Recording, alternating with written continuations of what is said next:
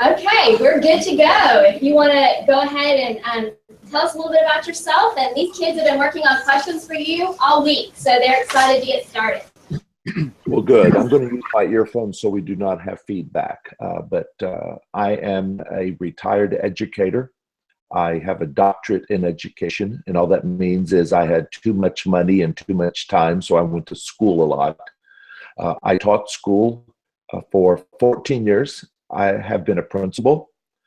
I was an elementary, and I was also a middle school supervisor, which meant I went to classrooms and watched teachers, and I spied on them to make sure they were teaching like they were supposed to be teaching. And if they weren't, then I sent them to the principal's office, and they got in trouble. And then what happened is I started started writing books. And so after I had been working in school for over 12 years, I published my first book and have 20 published books now, including Crossing the Deadline, Stephen's Journey Through the Civil War. About half of the book takes place in Alabama, which is pretty cool. And my first book came out in 2001, and I am here to answer any questions that you might have about how I published my books, how I write them, or just anything you want to know about me if you're curious about me. By the way, I will tell you that I am sitting in Clarksville, Tennessee, in case you want to look that up later. So let's take some questions. Our question is, what made you want to start writing books, and how long did it take you to write one book? Very nice.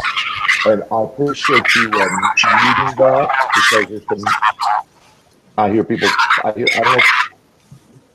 I hear something, and I don't know what that is. Sounds like a microphone or a walkie-talkie. There you go. This is a true story. I promise you, everything I'm going to say today is true. A lot of it will seem unreal, but it's not. I never thought I would write a book.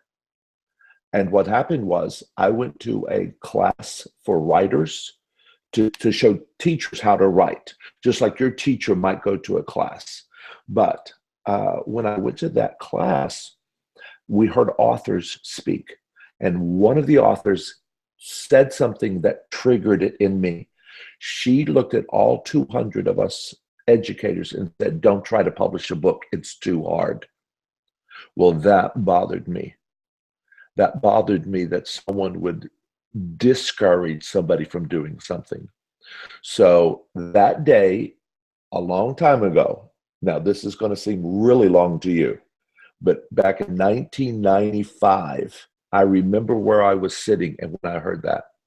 And she was right. It's difficult to sell a book, but it's not impossible. It took me 5 years to sell my first book, but I did not quit.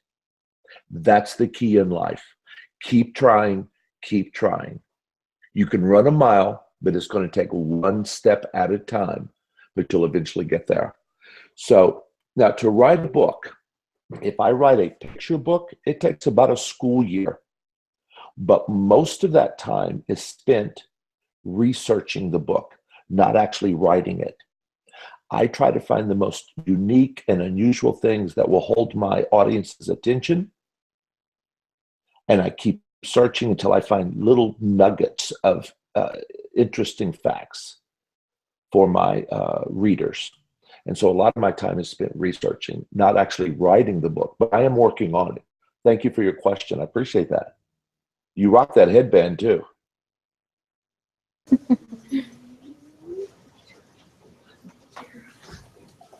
Hi there. Oh, we have them in pairs. Hi, young man. Sorry. There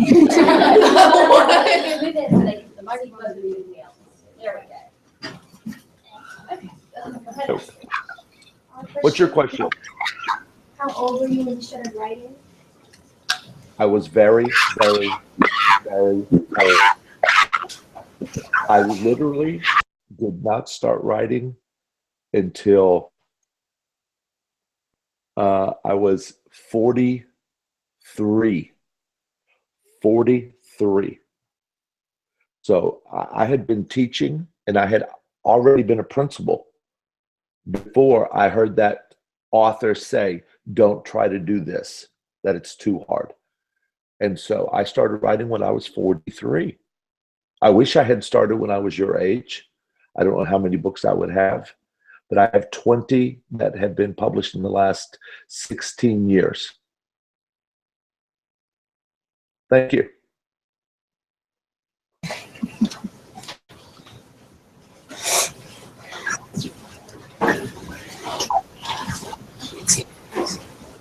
Hey guys, who just folks into this group? Our question was, how do you get inspired to what you write? Well, when someone asks me about how I become inspired, I take that, it can mean two things. Number one is motivation. How do you get inspired to write? Or it might be a topic. How are you inspired to write? Did someone bring you a topic?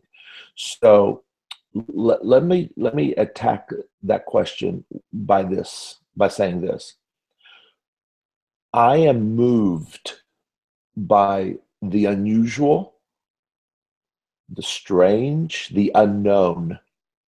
So sometime today, probably, but certainly in the next 2 days, someone is going to say something to you and you're going to say, wow, that's weird. Guess what? That's a book. That's probably a book. There are lots of books in your library that are based on unusual events or people remembering things. For instance, I don't know what your teacher has told you about this book, but the boy on the cover, he will end up on a ship. He'll leave Alabama to go home after the Civil War, and he will end up on a ship that more people died than any other ship in America's history. Most people believe more than the Titanic. That's a lot of people. And it exploded at Memphis, Tennessee. Well, my editor, who works with me on my books, called me and said, do you know about this? And I said, no, I don't know about that. She wanted a picture book, a very short story. And so the more I learned, the more I realized, no. That's a novel. So here's what I did. I found the list of everybody on the ship, and I found a 13-year-old boy. And I started researching his life. And the more I learned, the more strange things appeared. The ship only held 300 people. They put 2,400 on it. And an alligator. An alligator. Whoa. An alligator. So I had to put that into the book. Everything in this book, all the events happened, but I made the dialogue up. So that's how I'm inspired. I'm inspired by the unusual or things that intrigued me. Okay, so they put 2,400 people on a boat that was meant to have 300 people, and they put an alligator on with them. The alligator was already on there. It was the boat's pet. It was the boat's pet, the cruise pet from Louisiana. The boat came up from New Orleans with sugar on it. So it was like the mascot. So, and they took one picture of the boat. I don't know if your people have done this, but if you look online, you can find a picture of the sultana, and you can see how excited it was. They took one picture of it. So, thank you. So,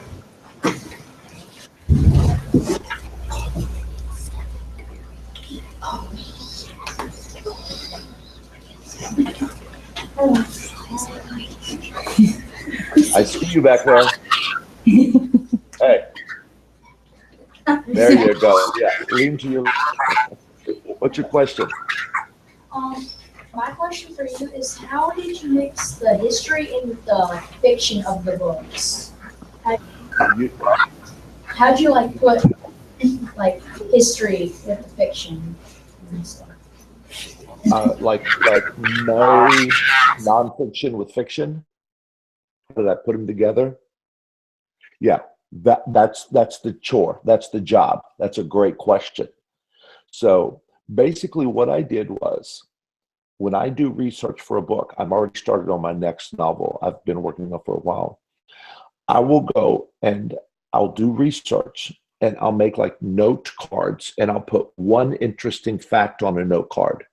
There was an alligator on the ship. That's a note card. Got it? There's nothing more there other than the fact. So here's what I would recommend. If you're going to write an historical book based on history, historical fiction, do your research first. How old was the boy? Where did he live? Buglers had to learn 52 bugle calls. That's a lot of music to remember. And the bugle woke the soldiers up in the morning, told them when to go eat. The bugler, he told the men what to do. They listened to him, but he relayed the orders through his bugle. So I listened to all the bugle calls, found some interesting ones. I wove them into the story. So what I do is take a note card, put a fact on it. Then what I'll do is after that's done, then I will arrange my cards like in an order to tell the story, and then I'll simply start writing the story. Now, here's what's weird. Here's what's weird, and I think I can show it on my screen. I'm going to try to do something here. If I lose you, I'll call you back. I'm going to try to share my screen. So let me do my desktop, start screen share. Shake your head if you can see my screen. Okay, let me show you something unusual. I pulled this out to show it to you. When I write a book, it doesn't mean that it's going to be published. Now, I mean, I hope it's going to be, but once I sell it, I have a lot of work. Julie, can you unmute and tell me if you can see this? Yes, we can. Yes, we can see it. That's great. Okay, go ahead and mute it back again. Let me explain what you're looking at. This is my novel after I sold it. So I'll take my note cards and I'll start writing my story and I'll start weaving in dialogue. I'll try to drop you in the scene with either smells or visuals, things like that. And I'll just start weaving the story. But just because I've done all that work doesn't mean that the story is done once I send it to a publisher. This is literally one page from my book. The yellow comments off to the left have a line that goes to a yellowish, orangish rectangle. My editor would ask me a question. So the yellow comments are questions. The top one says, and you may not be able to read it, this seems abrupt here. Need some additional info earlier. So what she's telling me is she likes that, but it's just weird how I wrote it, that I need to mention it earlier in the book. The next one in yellow says word choice. Just like your teacher talks to you about the importance of word choice, so does my editor. Now, the blue comments are, I deleted something here. See if you like it. I added something here. See if you like it. So what I simply do is if I like what my editor has said, I'll check the check mark in the blue box. And that blue box will go away and I agree. And the word is permanently there. So I wanted you to see that even though I write a book and weave the facts in with the doesn't mean that it's a smooth job. I mean, I still have to work very long with an editor to make the book publishable. So I'm going to take this back off of screen. Oh, by the way, let me show you one more thing. I'm sorry. So when I write back to her, when I make my changes are green. And she can see where I added text, where I deleted text, and replaced something. So my comments will always be green and hers will be blue. So I'm going to go ahead and take you off of this, and I don't know how to do screen share. You are screen sharing. No, I'm not. I'm trying to get rid of my screen. Let me hit the escape key. No, I don't know how to get you back off of my screen. Oh, there we go. So can you hear me again? Okay. So I don't know if I'm answering your question very well. But I take my facts and I just start writing the dialogue and dropping you in the scene to convey what I want you to know, like the alligator. That was such an important and interesting thing that men in books and in diaries, a lot of the books that I used for research,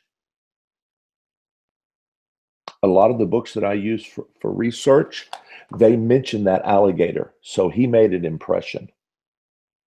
And so then I just keep working and keep working and keep working, and then changing it. Then I even work with an editor. All right, next question. Thank you. I don't believe I answered that question very well. Okay, our question is, how long do you usually have to research for a book? I can't hear you. Okay, our question is, how long do you usually have to research for a book? Oh yeah, that's a great question. It's a long time. And if you do a lot of research, the book, in my opinion, the book almost falls into place. I'll give you, for instance, the boy there in the middle. What's your name? Unmute it.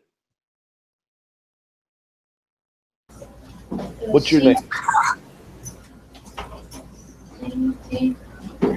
CT. Okay. CT?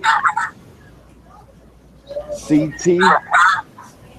All right. So, for instance, if I'm going to do a book about him, there's lots of things that no one in that classroom knows about him because he comes to school and you talk about school things. But if I were going to write a biography about him, I would probably spend 2/3 of my time on the book learning about him.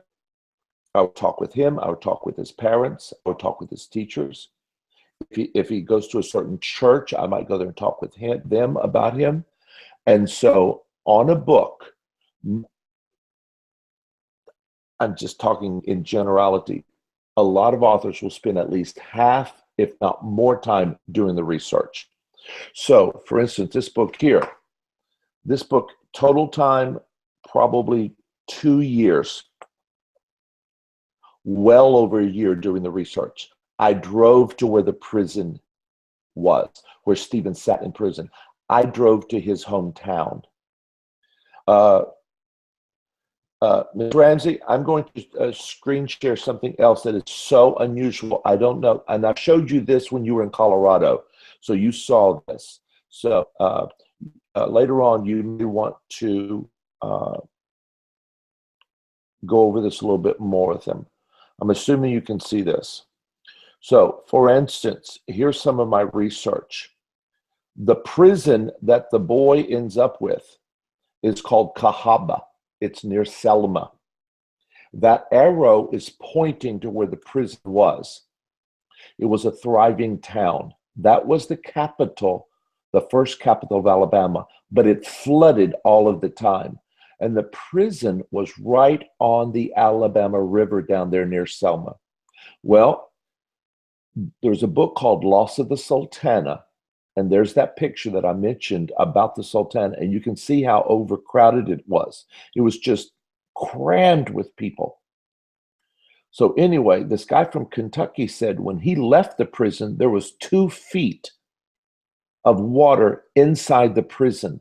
The whole town flooded constantly. And so here's a map of the first capital of Alabama. You can see Capitol Avenue right in the middle. And this is what it looks like today. Every house is gone. Every building is gone. The prison, of course, is gone. And there's nothing there. And it says Majors Creek on the right, but that's the Alabama River. And that's the Cahaba River that joins it. So the first capital of Alabama flooded constantly. And there's a better picture of that boat. So yes, I will spend a lot of time doing research. I think it's important to kind of be honest with people, you know, and to give them facts. And if I'm going to write a book about CT, if I'm going to write a book about him, I want it to be accurate. And so I'm going to spend more time researching than actually writing the book. Thank you. So CT, let's get that book done, okay, buddy? yes, sir.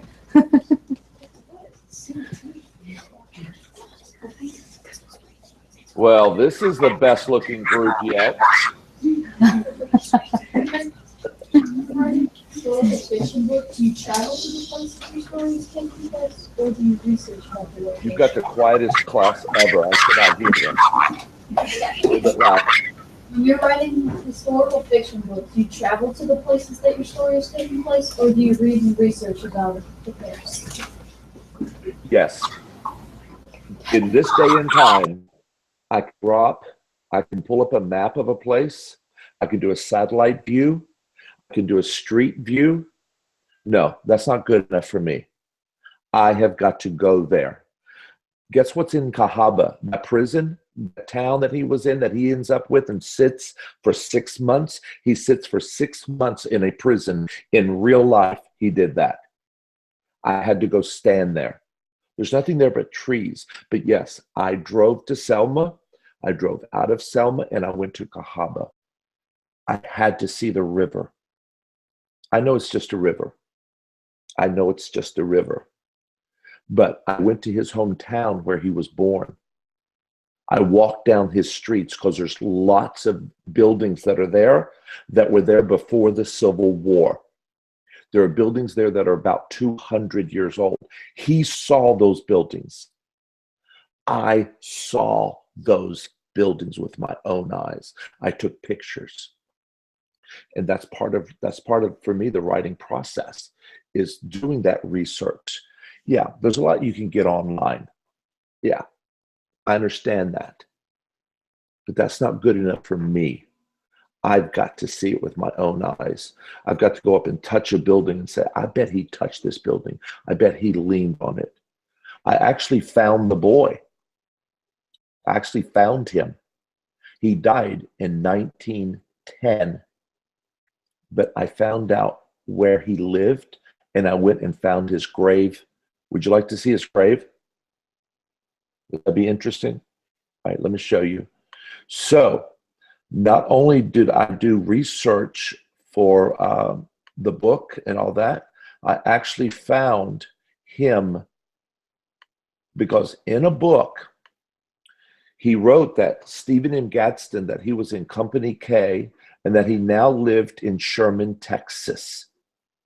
So I went to Sherman, Texas, and there's his grave. And I put the American flag on his grave. Now, a nice thing that happened was his grave was slimy and covered with moss, and that bothered me, but I did not have time to clean it. I took an airplane ride down there, and I only had time to come up and visit for about 10 minutes.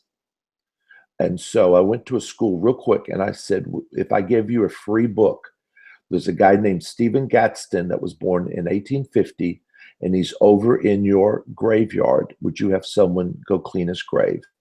And so I gave them a free book if they would do it. And then I got this picture a couple of weeks later. They sent me that picture of his grave cleaned up.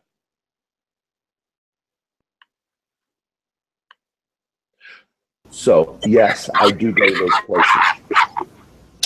Thank you. Thank you. You're so cute.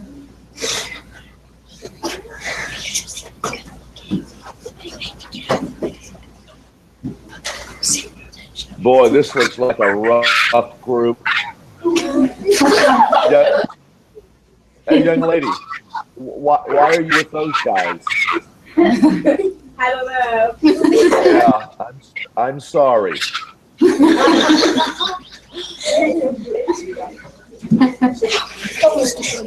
you the spokesman for the group? Sure. Okay. Go ahead. Nice voice. Thank you. Keep it loud. After you wrote your book, do you ever think of things that you want to add when you're done?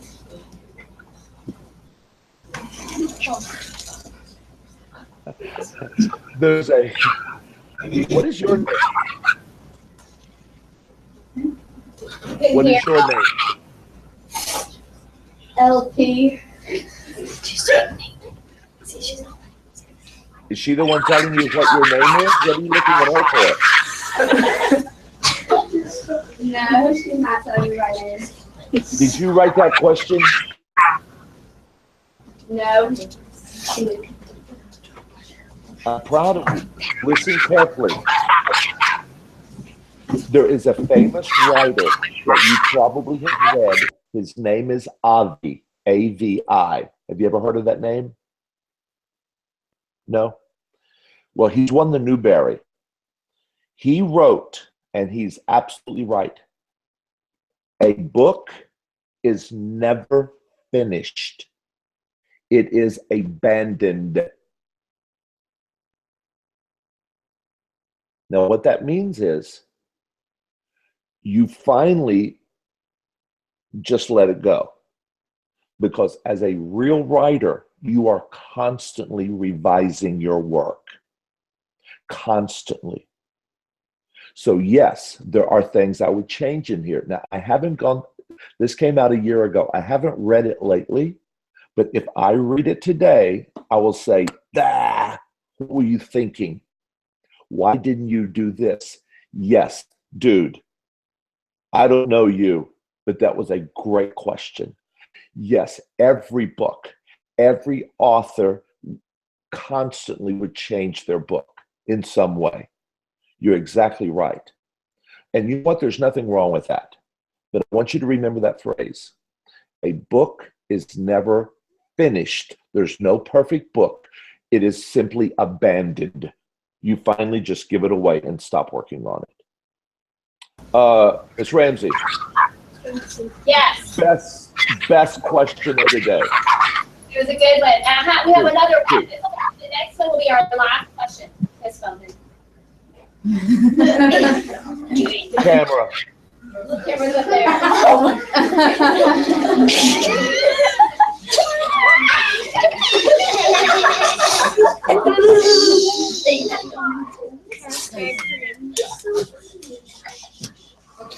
Our question is, what type of weight do you have in shoulders going to the right foot? Louder. What type of weight do you have in shoulders going that you are right foot? Ms. Ramsey, I can't hear him. What type of weight do you have on your shoulders going to your right foot? What kind of a weight do I have on my shoulders? Writing, I didn't hear the end of it. For writing. A book. Oh, Ms. Ramsey, Yes. I don't want you to hear this. Okay. Plug your ears. Put those thumbs in your ears. Here is an honest answer.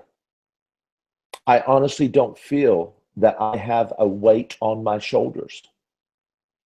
I have so much time that I can work on a book to get it right that I know that I can keep working on it and I can keep working on it and that eventually I'll get there. It's almost like if you got in a car right now and you went to California That is going to seem like a long, long trip, like you'll never get there.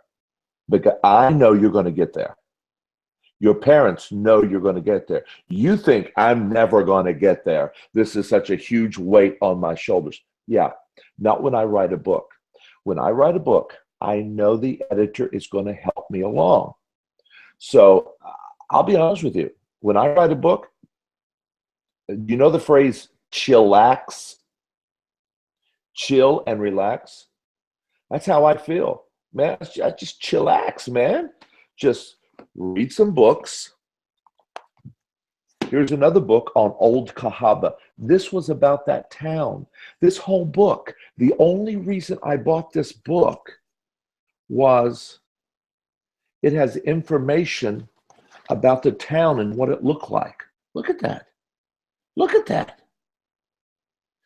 This was a thriving town, and it's gone. There's nothing there. That is weird. And so what happens is when I write a book, I just take my time. I try to be honest. I try to be honest about what I put in there. And I love the lady who wrote the review for this book on the back. She put something about through so much misery, the author is still able to convey a sense of hope. That's what I wanted to say in this book. I don't even know who wrote that, but when she read it, she said exactly what I hope somebody who read the book would think. There's a lot of misery in war. It is not pretty. It is not pretty. And we have to help each other through life. And that's what the characters in this book do. Many of them help each other survive. And so, no, I don't feel a lot of weight on my shoulders. And your teacher probably wish I had said that, but I don't. I have lots of time to get it right. I have lots of time to revise it and work on it until I'm happy with it. So, thank you. Tell her she can hear now. Okay.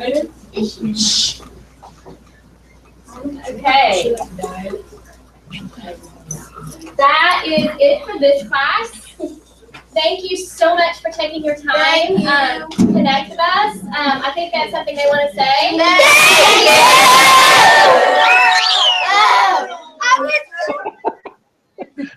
Awesome. Awesome. What grade?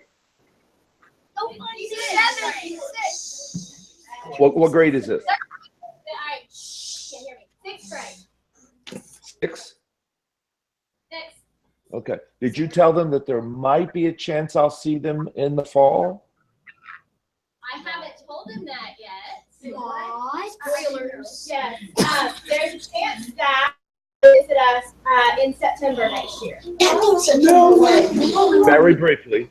Not for just a while, because I have to speak kind of close to you, so I might drive over. We'll see. Maybe. That's great. I will see you for the next group about 9:45 if that works for you. Ciao. Ciao. Thank you so much. Adulto. Love you.